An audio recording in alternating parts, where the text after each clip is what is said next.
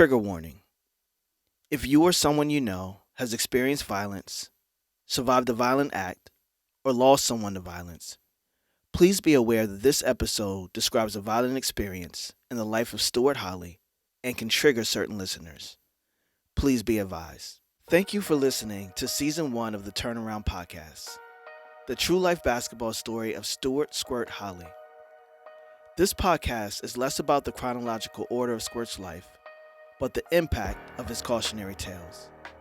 From being named Dribble King of Walltown Park to becoming the Dunk King of Polk Correctional Facility, Squirt has let the world in on his checkered past and bared it all in the hopes that it will help others.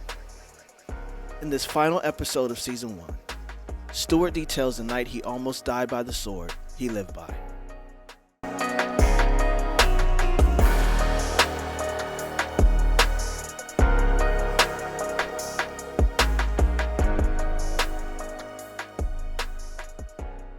This was like the summer of 91 going into 92. It was right before the JV season had started. So that was around, I feel like summer of 91. It's been a long time ago. So this young lady I was dating, she's married now. So I ain't going to put her name out there. But me and this young lady at that time in our lives, we was seeing each other and dating each other. And we was 15, 16. I know I was probably 16 at the oldest. So anyway, me and her had a very good relationship. Some teenage love. We walked to the park together and play some basketball sometimes, or walk to the movie theaters and sneak in the movies. So that's what type of relationship me and her had back then. So I noticed a change in our relationship. And this particular night that led up to the stabbing, I haven't seen her for a while or talked with her. So one of her aunts have a party in the neighborhood, Horton Road, where I was living at, and one of her aunts lived there. Matter of fact, two of her aunts lived there, and her grandma. So her family was next door to my family. My family was next door to her family. So we was pretty much almost family. So this particular night at the party, I didn't know this dude, never seen him.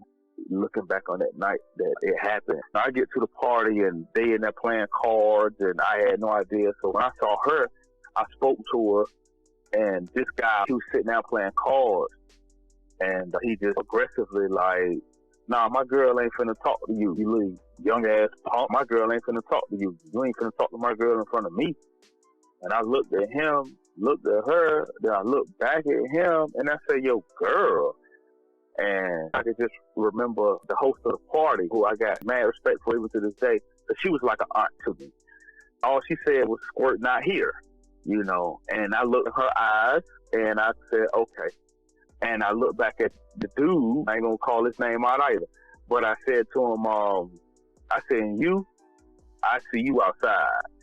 Being young like that, I felt, a little sense of embarrassment between this young lady and me, because he was an older dude, and the kind of thoughts that I had through my mind just made me feel like he had a victory. So the only thing that I could do was fight this guy and see where it go from there. So I leave the party and go find his car and sit on the hood of his car.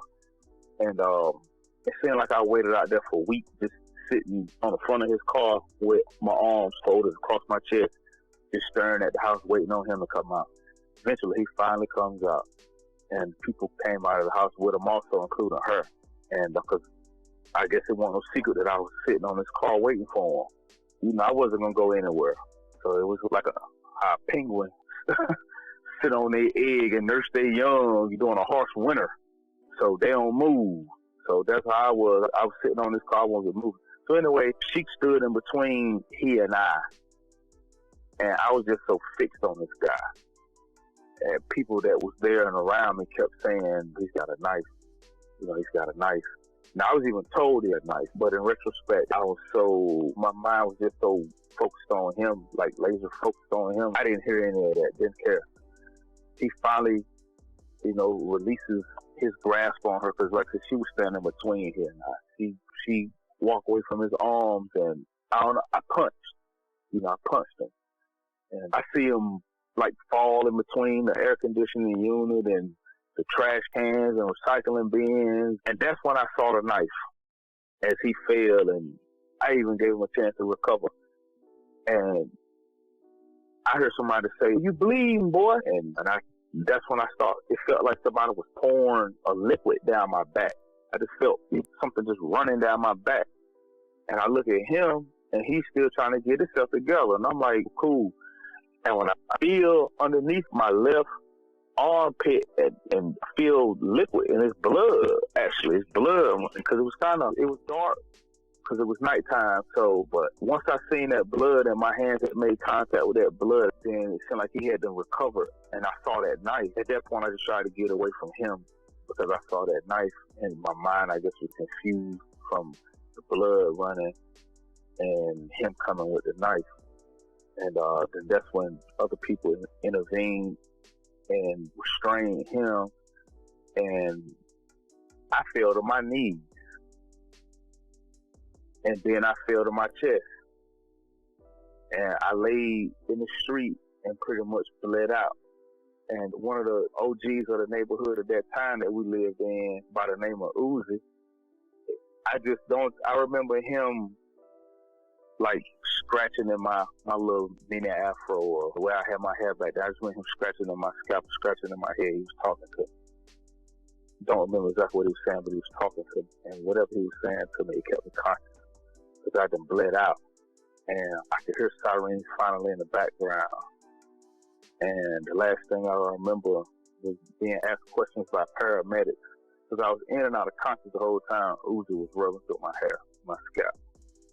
And so the last thing I remember was I could hear the paramedics, couldn't talk. So find out I lost consciousness and underwent surgery to put my lungs back into place, because when he actually stabbed me, one of my lungs collapsed.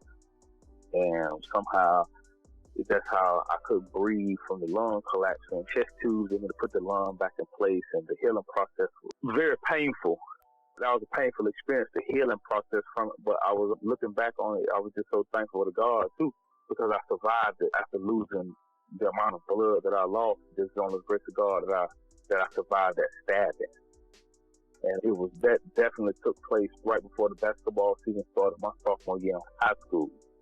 So I want to say I was around summer of 91, so, because that 92, 93 season, yeah, so, but yeah, thank God I survived that. That too also helped to shape my maturation process, because when I went unconscious, if it wasn't for the paramedics, I may have never ever regained consciousness. And like I said, the dude Uzi that scratched my scalp while I laid on the ground that night. And I even told him, because he ended up going through some hard times, spending time behind some bars for a few years. And when he finally got out, I ran into him. I told him, I reminded him about that moment and that time, and told him I appreciate him because he may have saved my life. In fact, I believe he did save my life. That was the grace of God working through him. So, because that was just a moment in life where I should have been gone. And at the end of it, what was it over? Nothing. Maybe my emotions at that time in life for that particular young lady have gotten the best of my ego, or a combination of both. But I felt disrespected when I was trying to engage the conversation with her. And it was from a friendly standpoint, because like I said, me and her had a relationship. I didn't know this guy, knew of him, but didn't know him personally. And so for us, really our first time meeting each other, get into that type of a conflict, and it rose to that type of a magnitude. This guy almost took my life. So, but yeah, you sparked something with me with that, as far as how to youth, or to anyone that would understand that's real, and had that would have happened, being that it was, like I said, the summer of 91 or 92. If I would have lost my life at that period in time, then I would have never met my baby sister, who was born in 97. So she would have never known her oldest brother. She just would have heard, or would have known, like, well, your mama had the first child. Oh, wow. And so she probably would have felt some kind of way, because I think we all feel some kind of way when we got relatives that we've never met, and someone keeps their spirit alive, or their memory alive throughout. But I guess that was something that had to happen. And I may have said this before, but I felt like that was something that had to happen, simply because of the things that I was doing at that time in my life. We was doing things people had no idea about. Again, being in high school, and type of dudes that I hung with, associated myself with. We was very mischievous, but again, we never preyed on women. We never did anything to children or old folks. And we'd always target people who was more than capable of defending themselves. We just had a strategy about it and that element of surprise. And we was calculated at how we did things. And so with me being stabbed, what I meant by that, I said all that to say that's street justice. Some people could call it universal law all at the same time too. All of those things. Some people call it karma. So it's that lesson learned in that to the younger youth. I prefer them to learn from that and believe that, because I almost faced a situation where I didn't come back from that. And I'm here to share that today. And it can happen just that quick. I remember trying to catch up to this particular guy after I healed up and stuff like that, because I was still in that ignorant mindset, wouldn't let it go. I wanted revenge on him. So long story short, me trying to catch this guy was like the coyote trying to catch the road runner. It won't happen. You know, I see him in public and the chase began. Finally, though, I ended up, something in me must have, this went on for, I tried to chase up with this guy for a couple of years, and something in me clicked when I needed to put closure to it and move on. So I ended up cornering this guy off that stabbed me. Some years down the road, I cornered him off and at a car wash, and he couldn't run from it this particular moment. So, but I had been chasing him for so long that now that I finally had him, it was like, you know what? Damn, dude, you that much of a man. You know what, man? I'm good, man. I just wanted to tell you, man, it's over with. It's over with.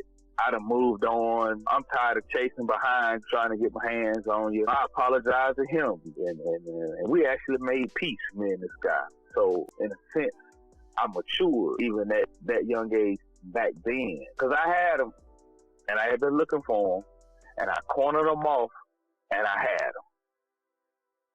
And instead of doing him in, I decided to say, you know what? I just want you to know it's over, it's done with. When you see me in public, you ain't got to take off and haul ass. So, you know, but my mom used to always tell me, you don't solve things with your fists. And being young like that back then, yeah, you know, I guess, you know, sometimes my temperament will get out of control if the right person would push those type of a button. And a lot of times it would be, you know, people who sometimes had it coming anyway.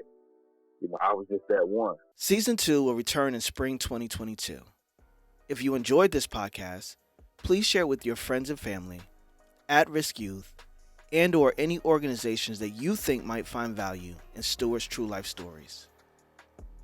Next season, listeners will hear how Squirt turned his life around and became a force to deal with on much different courts from where he earned his stripes. The Turnaround Podcast is a series of stories about tragedy and triumph, and you've only heard how it started.